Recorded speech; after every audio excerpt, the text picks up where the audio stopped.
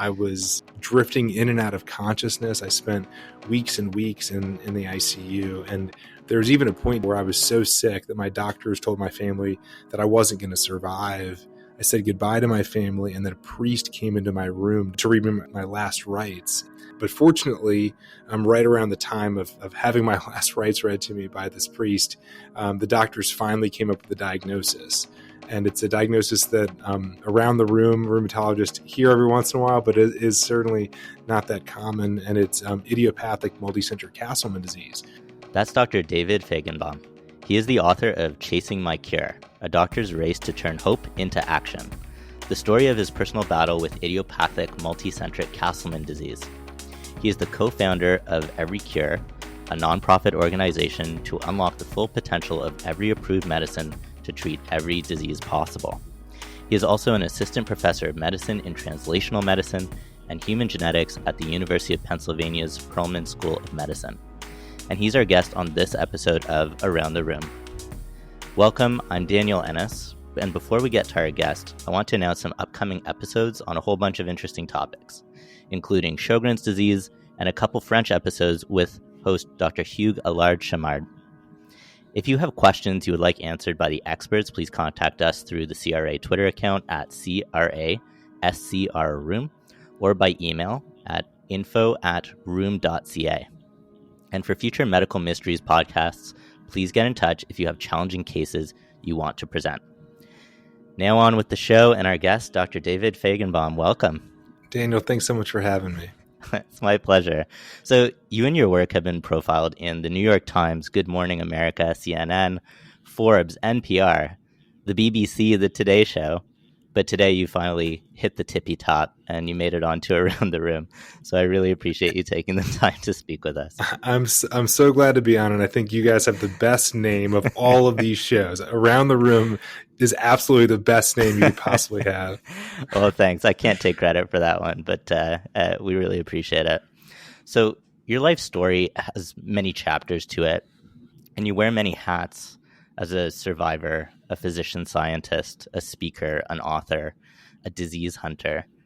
And I was fortunate to hear you speak a few years ago, and your story was moving, and it was frightening, and it was inspirational, and it was humbling, and it's really stuck with me since that time. And I expect a number of our listeners are familiar with your story, but I'm hoping you would set the table for the rest of our discussion by taking us through it. Sure. So I guess I'll go back to when I was a healthy third-year medical student at Penn. I was training to hopefully one day become an oncologist. I'd lost my mom to cancer a few years before, and that was my life's mission, was to go into medicine to treat cancer patients like her.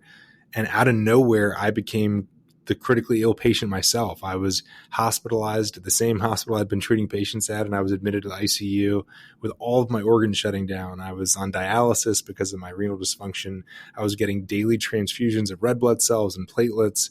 I was drifting in and out of consciousness. I spent weeks and weeks in the ICU. And there was even a point, Daniel, where I was so sick that my doctors told my family that I wasn't going to survive. I said goodbye to my family, and then a priest came into my room to read me my last rites. And I mean, I was 25 years old. It's like, this is not the way that you think it's going to go. But fortunately, right around the time of having my last rites read to me by this priest, the doctors finally came up with a diagnosis. And it's a diagnosis that Around the Rheum rheumatologists hear every once in a while, but it is certainly not that common. And it's idiopathic multicentric Castleman disease, a rare hyperinflammatory disorder where your immune system attacks and shuts down your vital organs for an unknown cause. And with the diagnosis finally came treatment, and my life was saved. But unfortunately, I would go on to have multiple deadly relapses. You know, I'd like to focus on your experience as a patient for a moment before we talk about Castleman itself. You met a lot of healthcare professionals on your journey, and I'm wondering if there were any interactions or individuals that kind of stood out to you, or moments that you still remember really clearly, even as you were kind of going through that process. Yeah, absolutely. And I think sort of on every end of the spectrum in terms of what those interactions were like. You know, I had on one end of the spectrum, I remember this incredible rheumatologist, Preeti Thomas here at Penn, who kept thinking beyond the specialty classifications. Oncology was coming in, infectious disease was coming in, rheum was coming in, neurology, every specialty would come in. And Preethi here at Penn kept thinking sort of beyond the categories, because everyone was saying, it's not me, it's them. It's not ID, it's onc. It's not onc, it's, and everyone was sort of, and truly Castleman's kind of falls in the middle. But I do remember Preethi really saying, okay, let's get everyone in the room together. Let's think beyond, our own specialties and try to figure out what David has going on. I think that's certainly, was a great exemplar. I think on the other end of the spectrum, would have been, specific specialties coming in and saying, it's definitely not, I don't know what it is, but it's definitely not this. And that's helpful to rule things out, but it's not that helpful if you're not going to work with the other specialties to try to figure out what it is. And, then I'll just tell you, another patient perspective, which you may remember, I talk about this a lot in the book, and that was that I was totally obsessed with these blood moles I had all over my body that had popped up, and I didn't know what they meant, but I remember at one point I was like showing anyone and everyone these blood moles, and I remember my intensive care doctor saying, your liver, your kidneys, your bone marrow, your heart, and your lungs are all shutting down. Forget about the blood moles, and I think that my doctor was right in terms of, my health and my life. But I think that listening to the patient, I think is so important. I think that's really interesting that you point that out, because I think, not to brag or anything, but rheumatologists, I think, kind of pride themselves on paying attention to small, fine details, looking at nails and nail beds and, the small things. But I think that your insight that sometimes the patient is actually just telling you what the diagnosis is, and you really do have to listen. Like sometimes it's in the nitty gritty and the details, and not in the big picture. That's really fascinating. So, you're a patient, but also a physician. And now you sort of walk in both worlds. And I wonder if that's kind of influenced what it means to be a good doctor for you and a good scientist. Absolutely. I think that, we are our collective experiences, and I am a totally different person today than I was 12 years ago before I got sick. Gosh, I learned so much. It was not to be a spoiler with my story, but obviously I'm here today. So, I survived, spoiler alert. But I mean, truthfully and seriously, the first 3.5 years of my journey after my diagnosis were, I think you used the word terrifying. And I think that was actually the right way to describe what this journey was like. It was horrible, and it was frightening, and it was terrifying, and it was, devastating. And, from those experiences, I learned so much about, how to give care, how to think critically, how to solve problems. So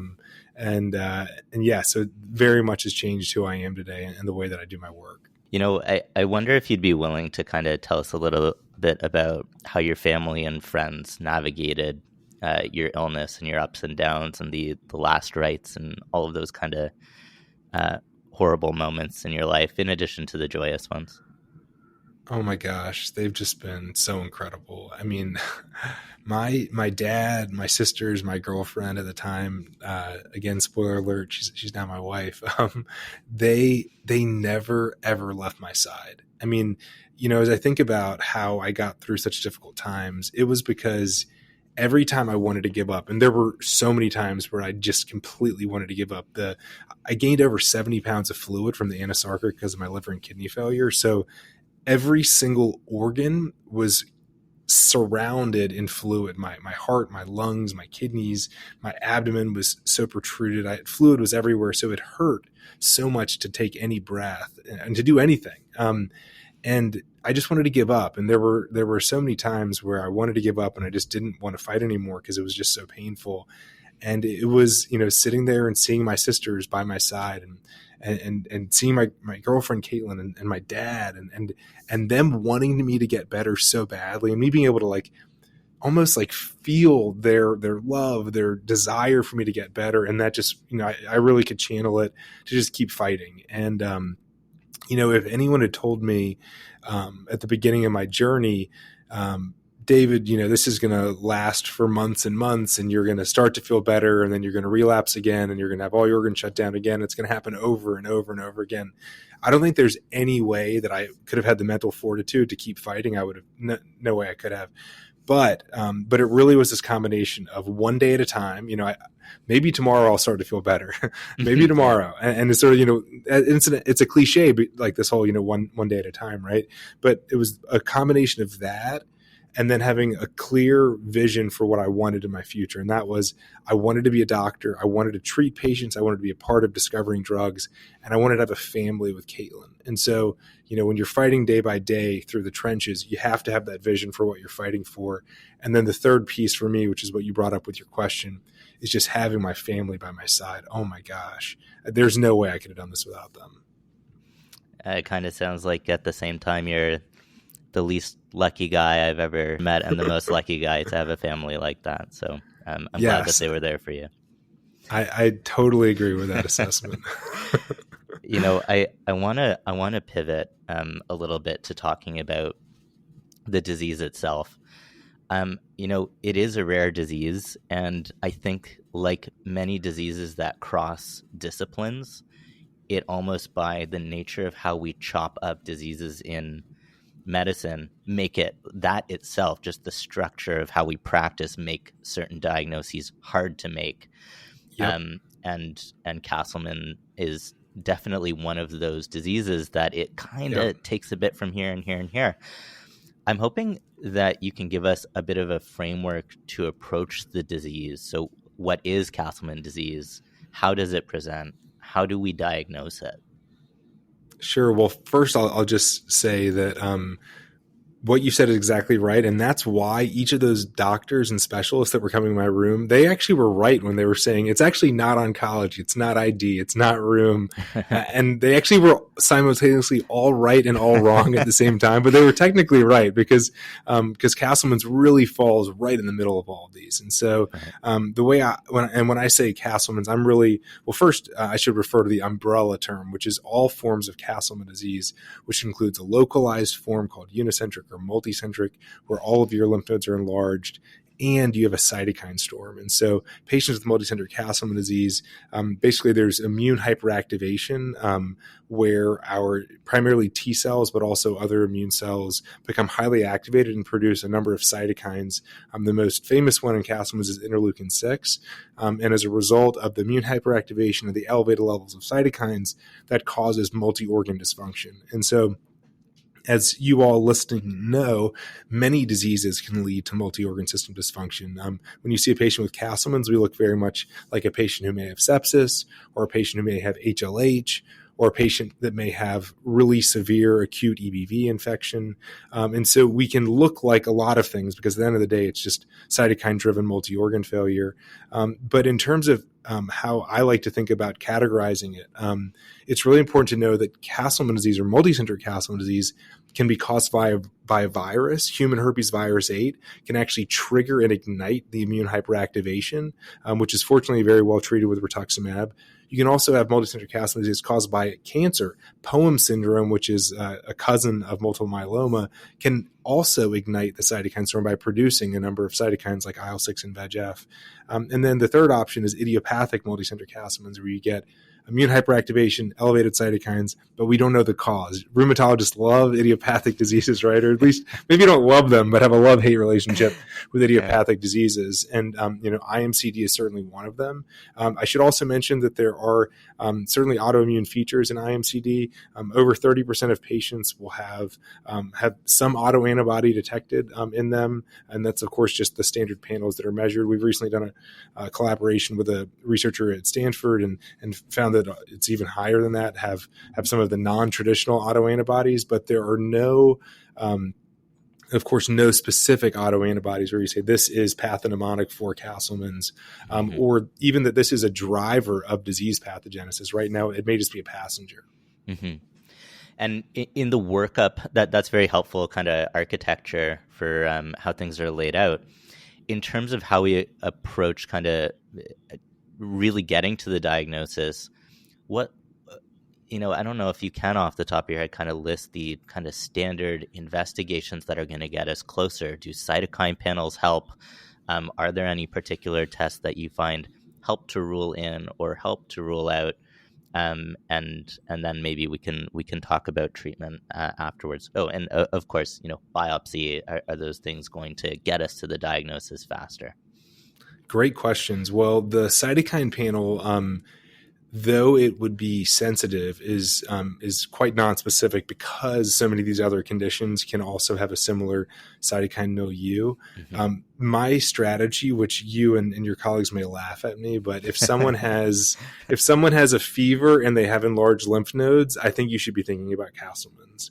Or if they have any constitutional symptoms and they have enlarged lymph nodes, think about Castleman's. And when you start thinking about Castleman's, obviously you want to exclude the obvious things that look like Castleman's. You want to make sure they don't have lymphoma. You want to make sure they don't have an acute viral infection.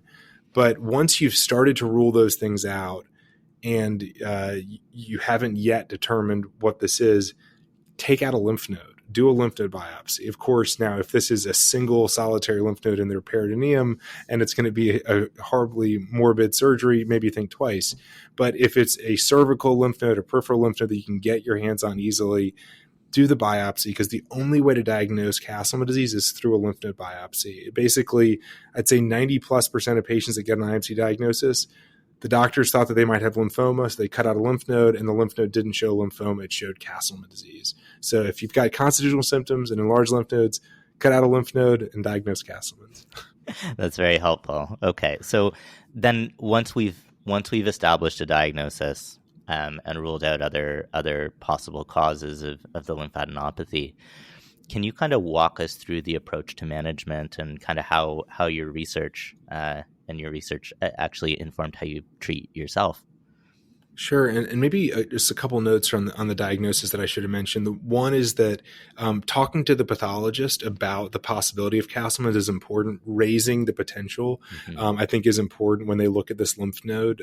So make sure to talk to your pathologist. The second is that the clinical features that are going to lead you to say this looks Castleman's like is the tremendous fluid accumulation I described earlier. It's cytopenias. It's low albumin, renal dysfunction.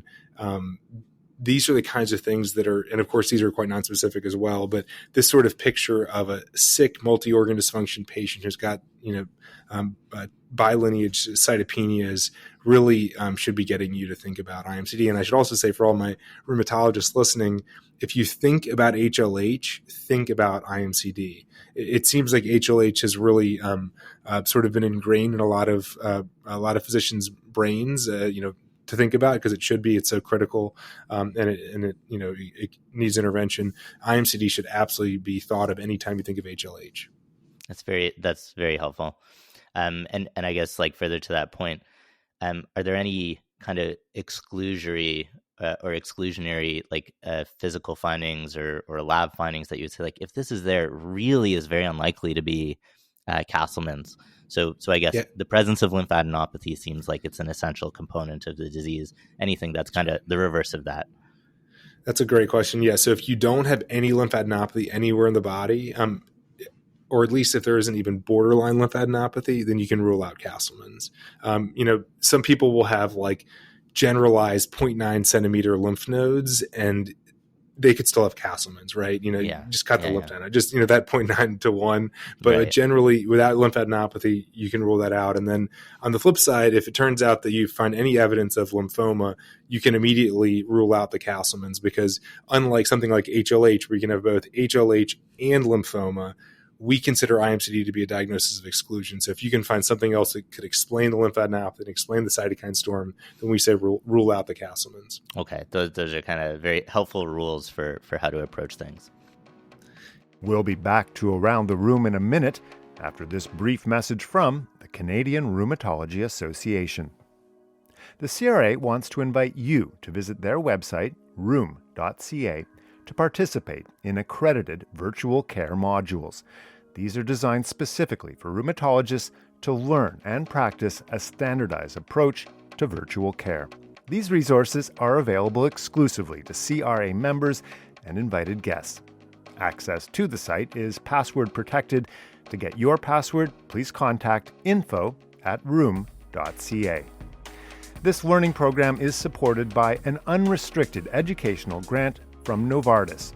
An independent CRA scientific planning committee was responsible for the scientific integrity, objectivity, and balance of this content. And now, back to the podcast. Okay, so maybe you can kind of school me on how to treat this disease. Sure. So the first stop is always IL-6 blockade. I know rheumatologists are very familiar with tocilizumab, but I have to go off on a tangent for a second and talk about the origins of tocilizumab. Daniel, which you may know, but you probably are not going to be surprised to hear that tocilizumab was actually first developed for Castleman disease in Japan by Kazu Yoshizaki. Kazu actually developed the drug to treat Castleman's patients. First, he discovered IL-6 was important in Castleman's. Then he developed tocilizumab to treat Castleman's. But before he gave it to a single Castleman's patient, I had heard a rumor that he gave it to himself to prove that it was safe. And when I asked Kazu, I said, Kazu, I heard from Makoto that you gave yourself tocilizumab before anyone else. And he said, no, I didn't give it to myself. The nurse gave it to me.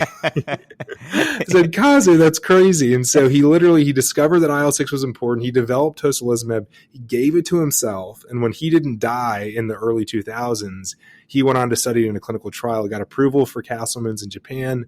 And then when the FDA required a randomized controlled trial to give it an approval here in the U.S., the drug company actually pivoted and said, we don't want to go through a full RCT in Castleman's. We want to find a bigger market. And they found RA and found JIA. And of course, they found all these other markets.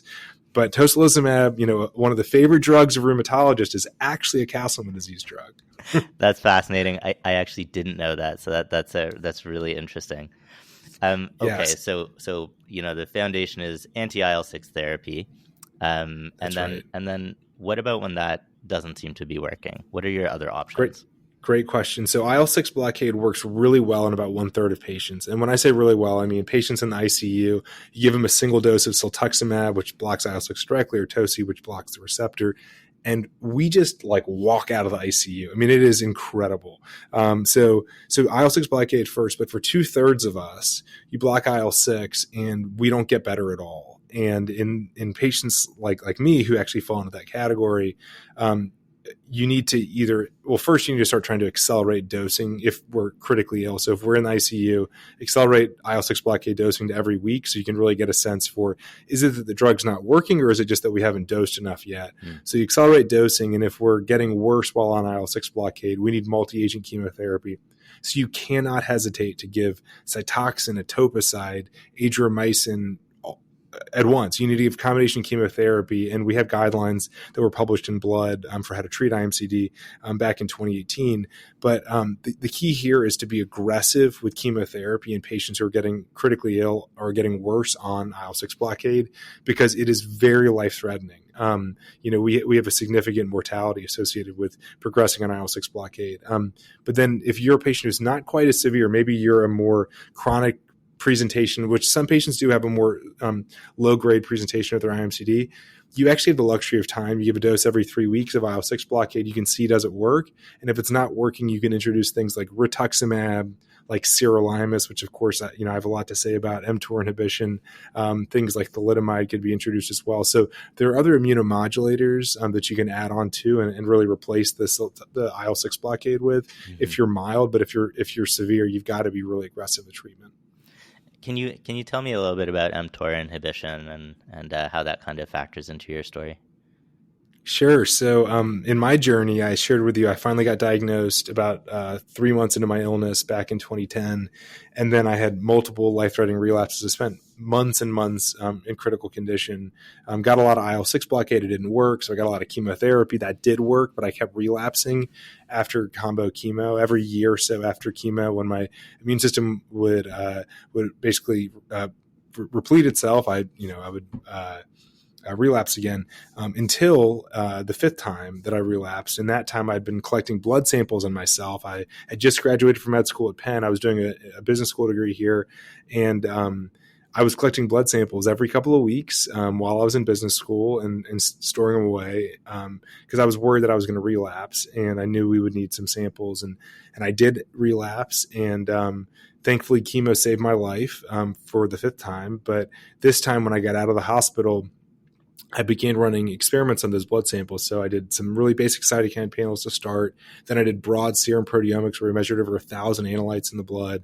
And I did flow cytometry on my PBMCs. And from all of this data emerged this really interesting mTOR signature. So basically from the proteomic data, you could ask based on what proteins are elevated in my blood when I'm sick versus when I'm healthy, are there any pathways or gene sets that are enriched, more than random chance alone, or what you'd expect? And so the mTOR signature really came out very strong in that data. And but as you know, you can do proteomics and pathway analysis and find all kinds of crazy things. So I'd had a lymph node resected during that last relapse and went back and did immunohistochemistry for mTOR activation in the lymph node, and it came back blazingly positive. I mean, it was crazy, striking to see. And so here we had proteomic data suggesting mTOR, which for listeners that haven't thought about this since med school, mTOR is a really important signaling pathway or communication line that immune cells in particular use, but all cells in the body actually use, both for activation of immune cells, but also production of cytokines and growth factors. So it sort of fit the bill that mTOR could be a problem in Castleman's. And now we had proteomic and also tissue-based data indicating that it truly was active in me. And now, as everyone listening knows, you can have pathways that are too active and then you turn them off with a drug and you don't get any better, right? It's sort of true and unrelated.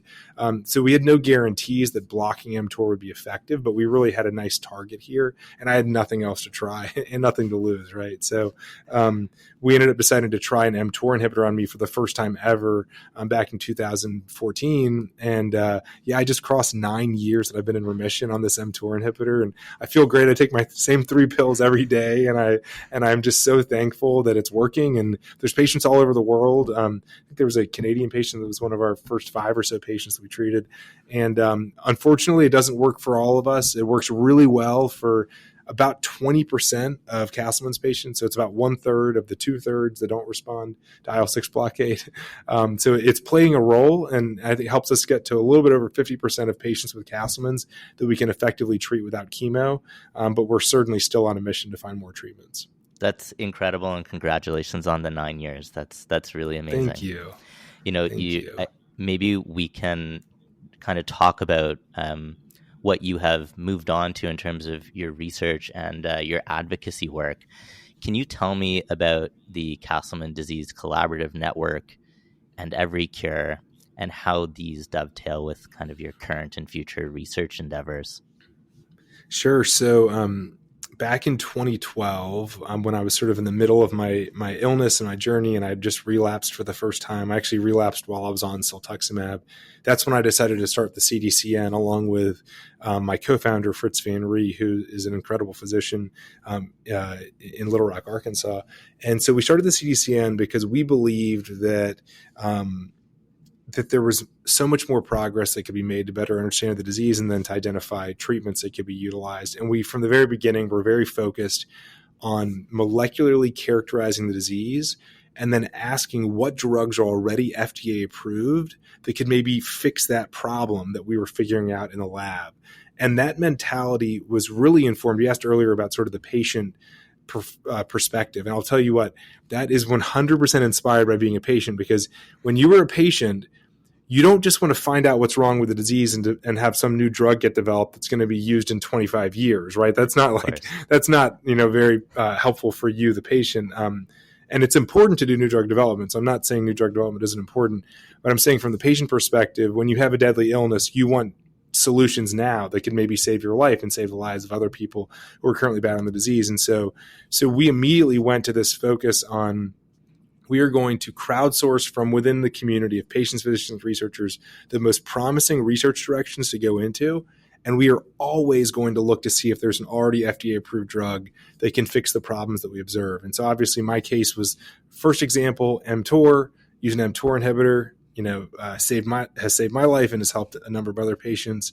But of course, as it hasn't helped everyone, we've continued this journey and done this a number of more times. So we did a large serum proteomic study, which led to identifying that JAK1 and JAK2 signaling seemed to be highly increased. And so we tried a JAK inhibitor, ruxolitinib, which of course many on the call will be listening to the podcast will be very familiar with. And so that's another immediately going from like laboratory discovery right to using a JAK inhibitor in patients. And so this sort of approach of deeply profiling disease, finding drugs, repurposing them, and treating patients within weeks of laboratory discovery, right? I mean, it's so exciting. And when you hear about, in this case, I remember the first patient we treated with a JAK inhibitor, Kyla. She's a young girl who was in Chicago, lives in Chicago, and it's been about a year hospitalized. And we made this discovery, and a couple weeks later, her doctor had reached out to say, this patient's been so sick, what do we do? Had already failed to respond to IL-6 blockade and mTOR inhibition, and even chemo wasn't working for her. And it was, well, we made this discovery a couple weeks ago, like you could try a JAK inhibitor. And of course, JAK inhibitors are available all over the place. And she's been doing great. It's been a little bit over 2.5 years. This coming Thanksgiving will be 3 years that Kyla's been doing great. And so, this sort of rapid translation between studying patient biospecimens in the lab and then changing treatment paradigms has been so exciting. And we've now actually done this a total of 13 times where we've identified an existing medicine that could be utilized in a new way. And of course, Rheum is such a great example where this can be done, and it's already being done. Drugs like rituximab and tocilizumab you sprinkle a little bit of rituximab here, a little bit of tocilizumab here, right? And I think rheumatologists are particularly good at utilizing drugs in areas that might be related to but different from the initial indication. And I've certainly followed that approach in our lab here at Penn. So the CDCN has been on that mission. I joined the faculty here at Penn where I run a center where we do this at scale across cytokine storm disorders. And then about 6 months ago, I launched a new nonprofit called Every Cure with the goal of doing this across all drugs and all diseases. So we've really leveraged a number of immune-targeted drugs in a number of immune-related diseases, right? That's sort of what we've done. But as you know, these same principles can be applied across all drugs and all diseases. And some of the same data sets that we utilize for doing this within Castleman's and related diseases can also be repurposed to others. And so the mission of Every Cure is clear, is to unlock the full potential of existing medicines. The way to do that, I'm really excited about, and it's leveraging some really cool new technologies in the fields of both knowledge graph theory, but also artificial intelligence. To basically, the bottom line is we leverage the world's knowledge on diseases, drugs, and targets for diseases to then predict what drugs are most likely to be effective for what diseases. And the thing I'm most excited about is that we've just generated for the first time ever a 36 million cell heat map of all drugs against all diseases. So there's 3,000 approved drugs and there's 12,000 human diseases. We have a single score for every drug against every disease based on the world's knowledge. And we're really excited about the top hits that we've gotten back, and we're digging into them further. We're going to keep refining it. But, at the end of the day, whether it's Castleman's or COVID or whatever it may be, and whatever the drug may be, it's really just about this drug for this disease and thinking, in my opinion, at a systems level about how many diseases can we treat with every drug. That's sincerely incredible. I'm pretty blown away. I think a couple of thoughts here. So one is that I think many of the brilliant inventions and thoughts of the past are often kind of intuitive in a sense. Like the minute someone says it, you're like, well, obviously, and to that end, it does blow my mind that that's not how it has worked. Like what you have just said is a new idea, but it is actually just seems like the logical approach to research. And so, that's not to diminish the brilliance, that's actually to elevate it. I think that's an incredible idea. It also seems to almost draw on the fact that when you invite 10 different specialists into your room where you are sick, and each one coming in at a time saying, this isn't my disease, goodbye, is very different than getting everyone in the room and saying it's not my disease. Hey, you over there, what do you think about this? Do you have any thoughts on this small piece? And so leveraging kind of those insights is almost analogous to you leveraging medications from over there that why would you know about? You don't work on those diseases. So that it's so impressive. It's so mind blowing, but also kind of simple in its in kind of its structure in a sense. Well, I love that analogy because I hadn't thought about it, but you're exactly right. It's the exact same concept where in medicine, we have to lean on other specialties. We have to, lean into areas that maybe we don't know as well. And we're constantly repurposing concepts from others. And yeah, it's the same thing here in what we're doing with every cure. And like you said earlier, if we were to start out all of R&D, and as you know, we spend like $250 billion a year on R&D around the world. A lot of money is spent, a lot of effort is spent. If you were to start out by saying, we're going to create this thing to look for drugs, one of the first things you'd build is a database of all the drugs, all the diseases they're approved for, and all the diseases they might be helpful. And that just like would sort of serve as like your starting point, right? It's like, this is your answer key. And these are the areas that are filled in, and these are the areas that aren't so filled in that we need to fill in more information about. And then we would go from there and we'd build upon it. But for whatever reason, that first principle, just like sort of like what's the map of all drugs against all diseases, was never constructed. And so we are so excited about this. I mean, incredible. Daniel, this is like, yeah. I'm so fired up about it. That's really incredible. Just before we started this interview, me and my producer were actually just talking about the AI, AI in the news, but actually. Yep. We were wondering if AI factors into your future work, and you actually did flick at that earlier. So, how is it factoring in? How are you using kind of that technology to kind of compose this massive database and mine the existing research, which no one human brain could possibly pull it all together? Exactly. So there's a few different ways. The first is using natural language processing, it's similar to these large language models that we've all heard about in the news recently. But natural language processing enables us to look across every paper that's ever been published in PubMed and to look for connections between drugs and diseases specifically. So rather than a large language model, which obviously is trying to do a lot of other things, natural language processing is specifically looking for relations between drugs and diseases across billions of papers. So that's step one, which has been really, really helpful. Step two is what's called, we use this one particular machine learning approach called a random forest model, where basically once you have all drugs, diseases, and targets mapped out, imagine a two-dimensional connection between every drug, every disease, and every target, something like Castleman's IL-6 siltuximab. That's like a nice link, right, between those three nodes. Mm-hmm. But imagine having every drug, every disease, and every target in this giant knowledge graph, which is what has been built by a number of academic centers, including UNC and Penn State and others. So imagine this giant knowledge graph.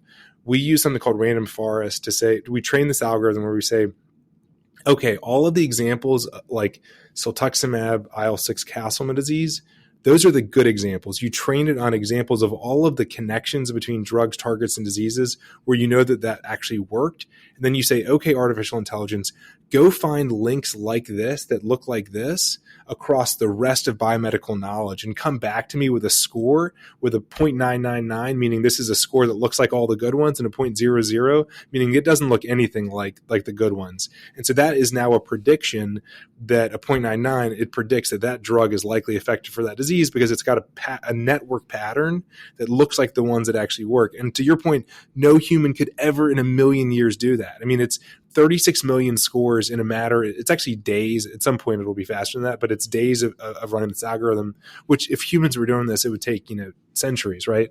And so that's number two. And then the third is actually beginning to leverage these large language models, because what we're doing is a lot of I would say, structured drug target disease linkages. Large language models can be even more nuanced, and we're all learning about how they work through ChatGPT and other of these large language models, but they can be more nuanced and looking at a lot more information that we can't even load into the system. Right now, we're loading things and saying, find these patterns.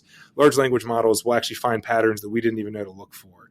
And so, but of course, you can't do that unless you have things all in one place. And so we're building the data set, we're applying the tools at hand, and then we're going to start unleashing the large language models. That's really incredible work. Thank you. If listeners want to help or contribute, how can they get involved with your organizations?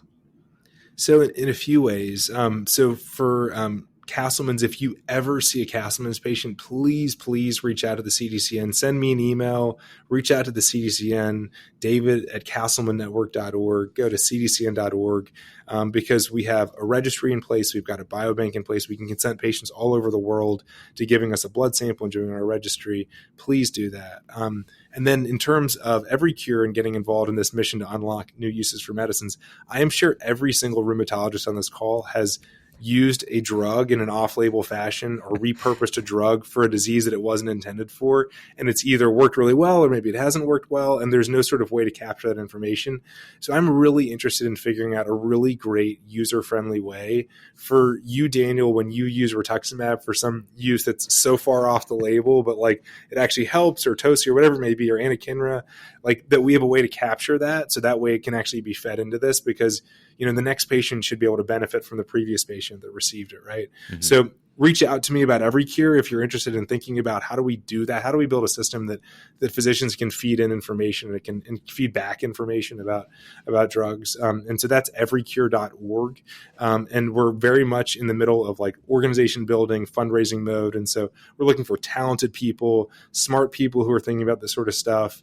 Anyone who is excited to donate and to support our work at everycure.org, please do reach out. And then of course, the last way is by just sort of following our progress. If you go to chasingmycure.com, you can get all of our social handles and you can follow the work that we're doing, and potentially check out Chasing My Cure and learn more about the journey.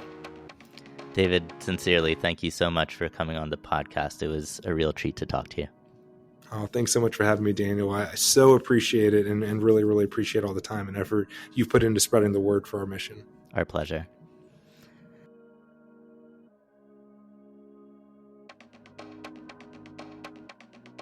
That's it for this episode of Around the Rheum. For questions, comments, and future episode ideas, email us at info@rheum.ca or tag our Twitter account with your questions at CRASCRRheum. Around the Rheum is produced by David McGuffin, Dr. Dax Rumsey, and Aaron Stewart. We'd like to give a special thanks to the Communications Committee and the staff of the CRA for all their hard work. Our theme music was composed by Aaron Fontwell.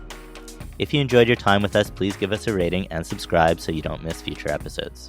You can also share this podcast with your colleagues and spread the word on social media. I'm Daniel Ennis. Thanks so much for listening.